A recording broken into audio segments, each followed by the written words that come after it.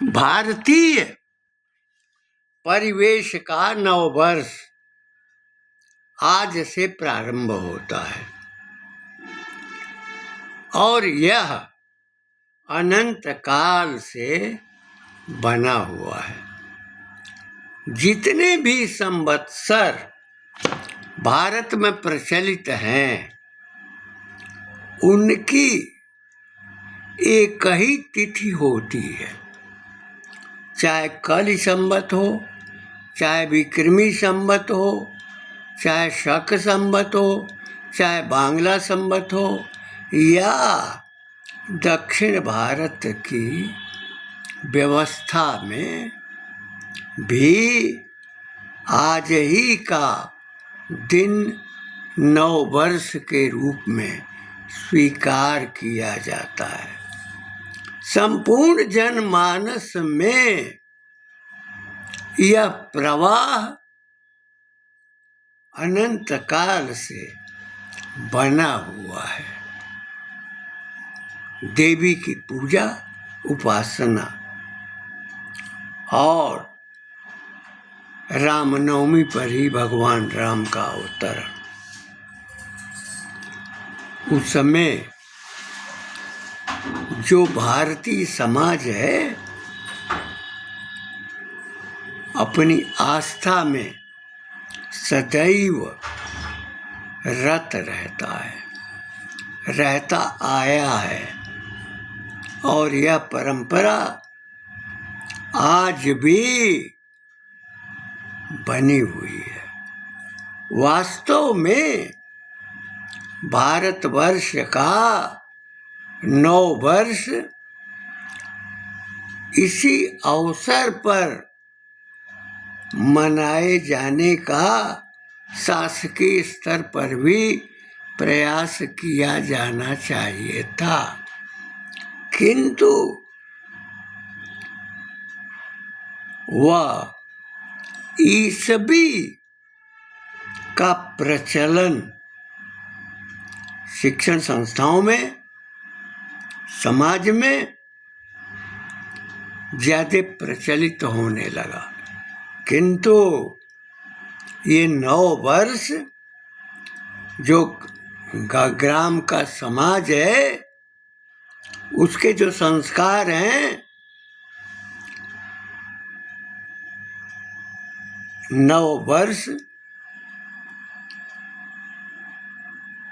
का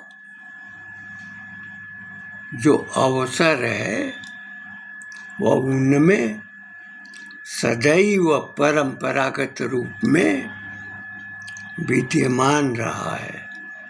आज भी जो तिथियां हैं वह पूरे परिवेश में उसी प्रकार की हैं जिस प्रकार से उत्तर भारत, पूर्वोत्तर भारत और दक्षिण भारत के भीतर विद्यमान है।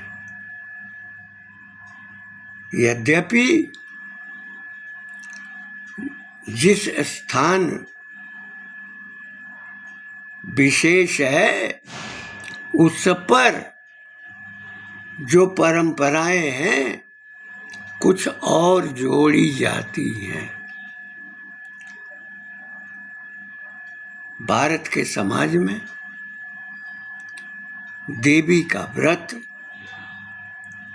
आज ही की तिथि है और आज ही नया वर्ष है। इस नया वर्ष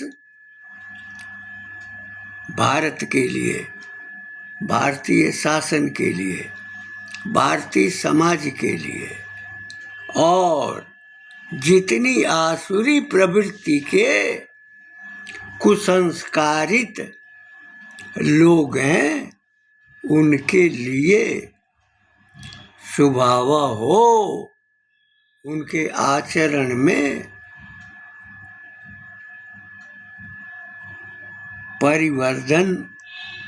परिवर्तन की प्रक्रिया देवी पैदा करें, इस कामना के साथ नववर्ष की शुभकामना आर्यावर्त की ओर से सबको है। अगला जो विषय है जो आज चल रहा है, इस समय सांसद का जो कथन है, जो वाणी है, उसके ऊपर भयंकर विवाद चल रहा है। यह बिका हुआ व्यक्ति है, क्योंकि समाज को आंदोलित या समाज में घृणा विद्वेष की भावना पैदा करने के लिए सांसद ने अपना आचरण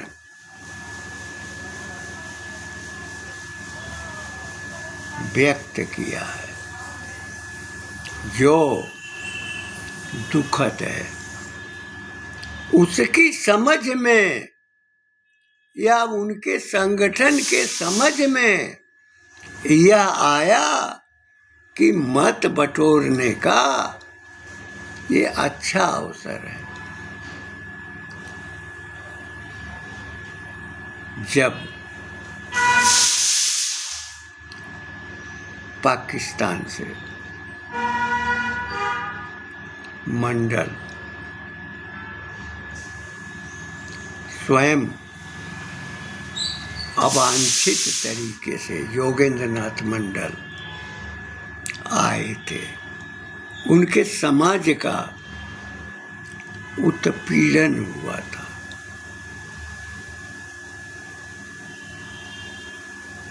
तो भारत में आश्रय लिए, लेकिन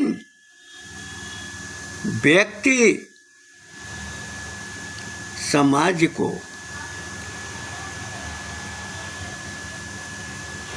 प्रभावित तभी करता है जब उसमें संस्कारशीलता होती है और समाज के लिए अनुदान भी होता है। भीमराव अंबेडकर ने जिस समाज के लिए बहुत कुछ कष्ट सहन किया और उपेक्षाएं झेली, किंतु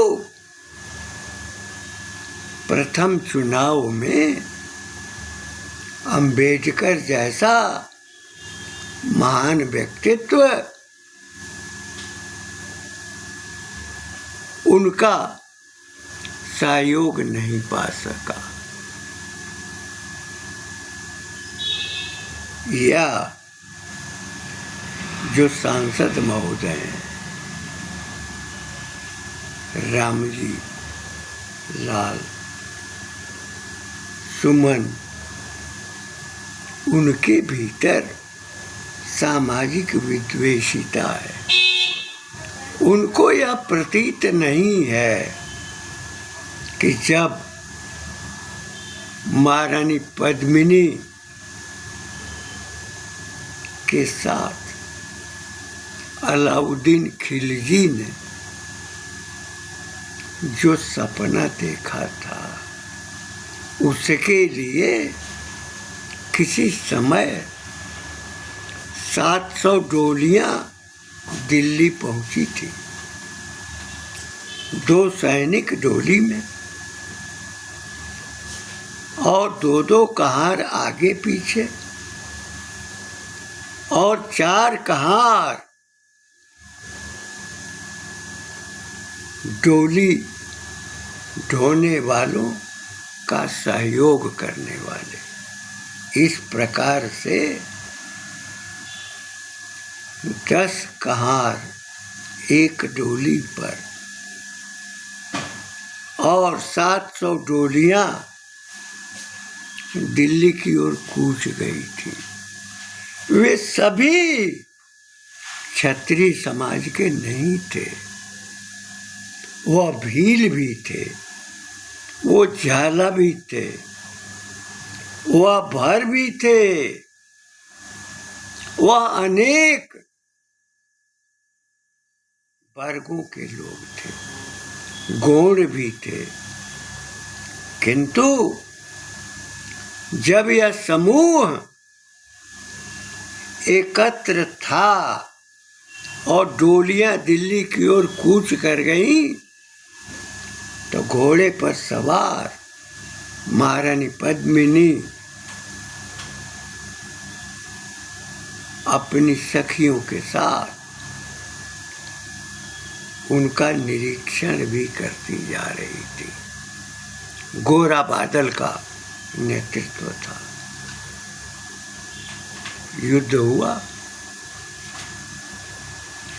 जो कुंभ लगा था, उस कुंभ में टीकाधारी ही नहीं गए थे, ब्राह्मण ही नहीं गए थे, सभी वर्णों जातियों का समूह गया था। वर्णों के क्रम में जो व्यवसाय रत थे विभिन्न क्षेत्रों में, उसी व्यवसाय करने के कारण जातियों का प्रादुर्भाव हो और आगे चलकर अंग्रेजी सत्ता में, शासन में उसको जाति बना दी गई। वह सभी संवर्ग के लोग थे जिन्होंने युद्धों में भाग लिया था। हल्दी घाटी के मैदान में इन सभी वर्गों, वर्णों और जातियों के समूह जिनके भीतर वीरत्व का बोध था, प्रताप के लिए उन्होंने संघर्ष किया था। जब पृथ्वीराज चौहान का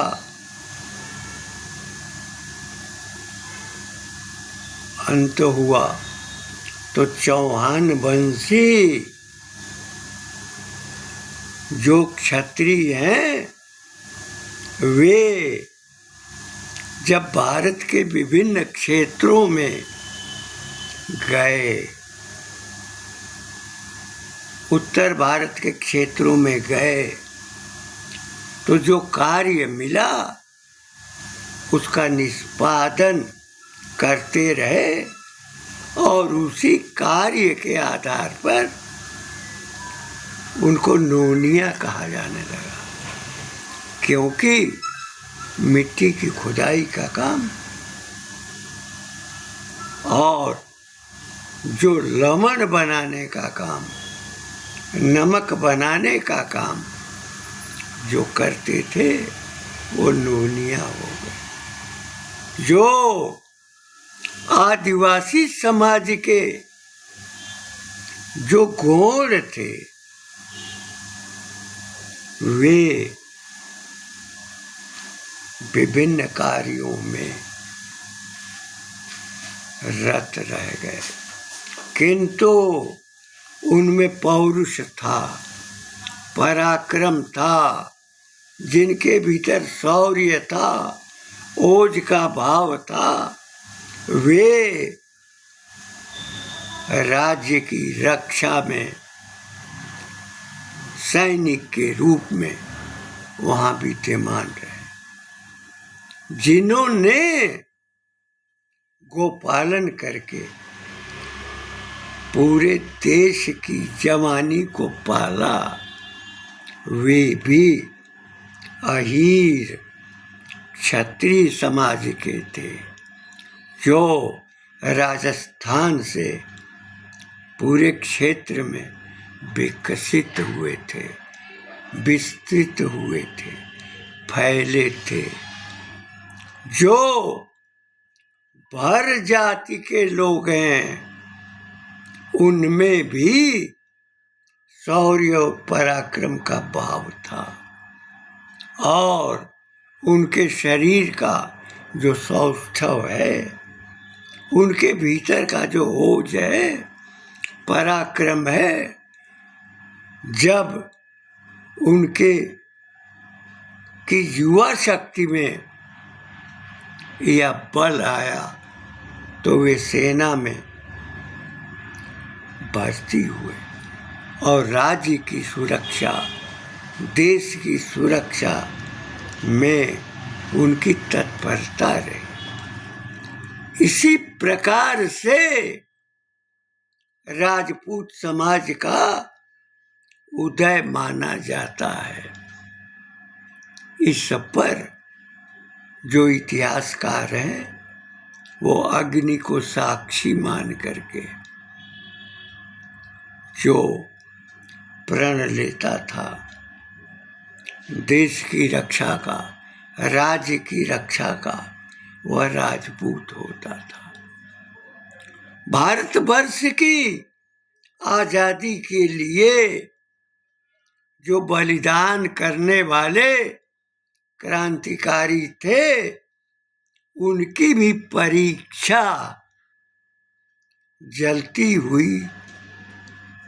हुए दीपक या प्रज्वलित अग्नि के ज्वाला पर हाथ रख करके की जाती थी, जिसमें जितनी शक्ति थी, जितना ओज था, वह उसकी सहन शक्ति के अंतर्गत था। हमने पिछले वीडियो में यह व्यक्त किया है कि जो दुसाध, जो अनुसूचित जाति में माने जाते हैं, वे 3 फीट बाई 40 फीट लंबाई में प्रज्वलित अग्नि के उपरांत जो अंगारे होते हैं, उन अंगारों पर नंगे पांव चलने की परंपरा आज भी उनमें विद्यमान है। आग की ज्वाला से जो कभी भयभीत न हुआ हो, वह समाज राजपूत समाज माना गया। राजपुत्र का तात्पर्य ही है कि राजा का, राज्य का पुत्र।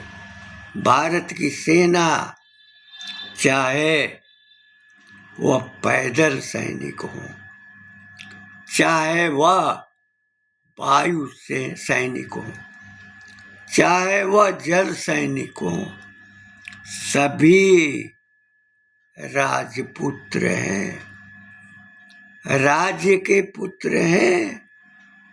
और जैसे पुत्र अपने कुल के सम्मान और स्वाभिमान के लिए, अपना बलिदान करने के लिए तत्पर होता है, वैसे ही ये हमारी तीनों सेना और उनके सैनिक भारत की जो संप्रभुता है, भारत की जो सुरक्षा है, उसके लिए अपना बलिदान भी करते हैं। सीमा पर जो दुश्मन है, उनके साथ लड़ते हुए वे शहीद भी हो जाते हैं। समाज की यह चेतना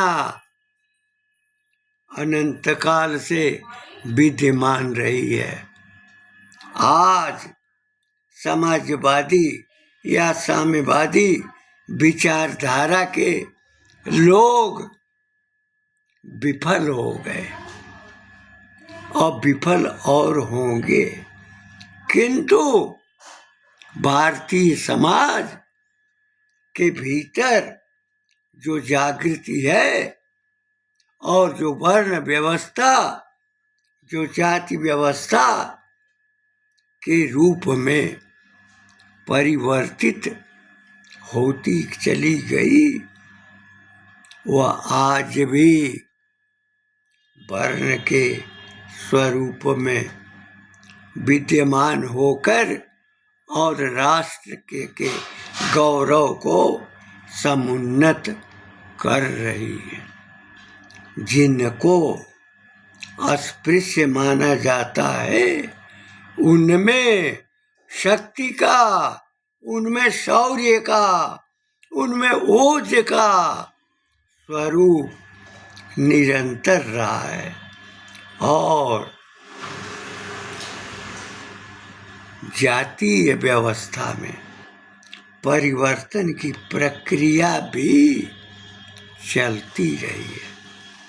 महाकवि प्रसाद ने लिखा है कि जातियों का उत्थान पतन, आंधियां झड़ी प्रचंड समीर, खड़े हंसते झेला हमने, प्रलय में पले हुए हम भी। महाकवि की वाणी यह व्यक्त करती है कि समाजवादी और साम्यवादी सोच वाले जो समाज को विकृत करने की दिशा में आज भी प्रयत्नशील है, जिसका प्रदर्शन सांसद ने व्यक्त किया है, वह किसी समाज का से लिया गया धन है और उसके बदले में उसकी वाणी का वह व्यक्तिकरण है। जो हमारे पूर्वजों की वीरता, उनके ओजत्व, उनके पराक्रम, उनके त्याग, उनके बलिदान और उनको दी गई फांसी का अपमान करता है, उसकी जिह्वा स्वतः गिर जाएगी। यदि ऐसे पराक्रमी लोग होंगे तो निसंदेह उसकी सजा और भी कठोरतम दिशा की ओर जाएगी। भारतीय वैभव और भारतीय सनातन परंपरा को अनेक आतंकियों ने, आक्रांताओं ने नष्ट करने का कार्य किया है, लेकिन वह हिमालय से निकले हुए स्रोतों से नदियों के प्रवाह के रूप में वह आज भी विद्यमान है। केवल भामाशाह की आवश्यकता है, जगनिक की आवश्यकता है, चंद बरदाई की आवश्यकता है, सुभद्रा कुमारी चौहान की आवश्यकता है, माँ कवि जयशंकर प्रसाद की प्रेरणा की आवश्यकता है, और राष्ट्र कवि रामधारी सिंह दिनकर के ताप और ओजस्वी वाणी के प्रवाह की आवश्यकता है। जातियों में विभाजित करने वाले अंग्रेज और कथित आजाद भारत के नायक जो माने जाते हैं, उनका यह कुकृत्य है, और उनके भीतर यह धारणा थी कि पूरे देश के समाज को जातियों में बांटो, जातियां भी वर्णों में सिमट जाती हैं। जो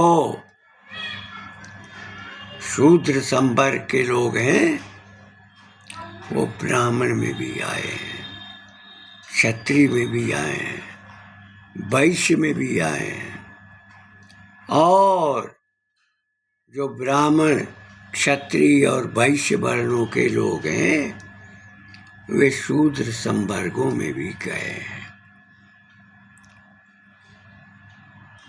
अवसर सबको मिला है।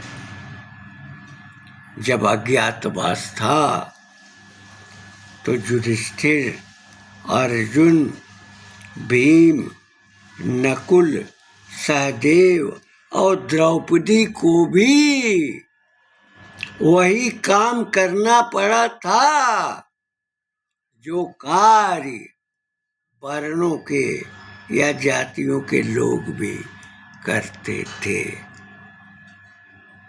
समाज में चेतना पैदा करने वालों की उपस्थिति जब तक विद्यमान रहेगी तब तक नदियों के तट पर, तीर्थों में, मंदिरों में कुंभ की भांति जन सैलाब एकत्र होकर, एकान्वित होकर और सनातन ध्वज का विस्तरण करता रहेगा। यह हमारे चिंतन की दृष्टि है और यह हमारे भारत का संस्कार है, जिसको विश्व के अन्य देश भी उसकी अनुकृति में है। भारत की चेतना को, भारत के स्वरूप को विभाजित करने का काम करने वाले लोगों का कुछ कालखंड के बाद उसका चिन्ह भी भारत में नहीं रह पाएगा। चाहे वह महात्मा हो, चाहे वह सत्ता का प्रथम वारिस हो, लेकिन दोनों के कुकृत्य भारत माता के खंडन के कारण वह अपनी स्मृति भी इतिहास की परंपरा में वह बना नहीं पाएंगे।